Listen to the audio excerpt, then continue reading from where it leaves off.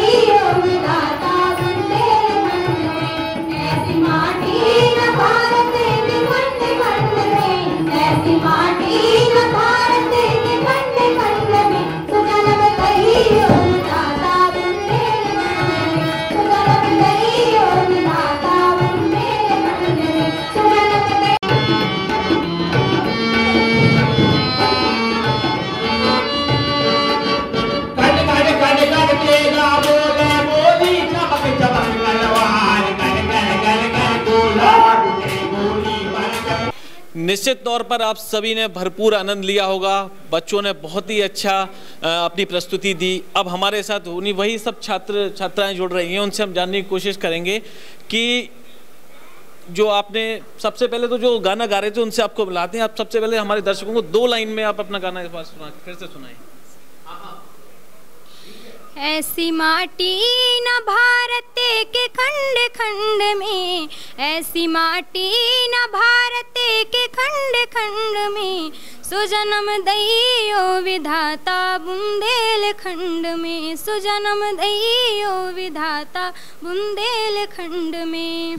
इन पंक्तियों में आप समझ सकते हैं कि बुंदेलखंड को किस तरीके से प्राथमिकता दी जा रही है और यहाँ के छात्र छात्राओं में यहाँ की माटी को लेकर किस तरीके से उनका उत्साह है और किस तरीके से वो लोगों को एक संदेश दे रहे हैं। और भी हमारे साथ कुछ छात्राएं जुड़ी हैं। आपका नाम क्या है? मेरा नाम श्वेता वर्मा है। श्वेता, आज आपने जो कार्यक्रम में हिस्सा लिया आपको कैसा लगा और मुख्य उद्देश्य क्या था इसका?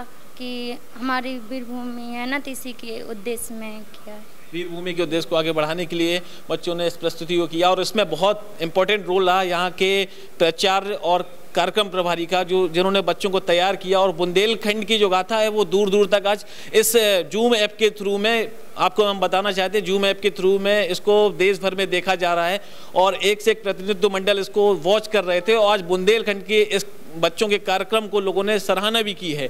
कमेंट के जरिए हम इसको जूम ऐप में वॉच कर रहे थे। आपका नाम क्या है? धर्मी सोना। ये आपने जो प्रस्तुति की है आज गाने पर, आप अपने बुंदेलखंड वासियों के लिए और जो लोगों ने आज इस प्रोग्राम को देखा उनके लिए कुछ कहना चाहेंगे? यही कि हमारे बुंदेलखंड को हमेशा आगे बढ़ाना है और इसी के उद्देश्य से हमने अपने बुंदेलखंड को दर्शाते हुए अपने डांस की तैयारी की। निश्चित तौर पर बच्चों का भी यही कहना है, उनका भी हौसला ये है कि सभी लोगों को बुंदेलखंड के बारे में बताना है और बुंदेलखंड को आगे बढ़ाना है। अब हम बात करेंगे यहाँ के प्राचार्य जिनके संदर्भ में ये पूरा कार्य किया गया है। सर, कार्यक्रम किस तरीके का था और कार्यक्रम का मुख्य उद्देश्य क्या था?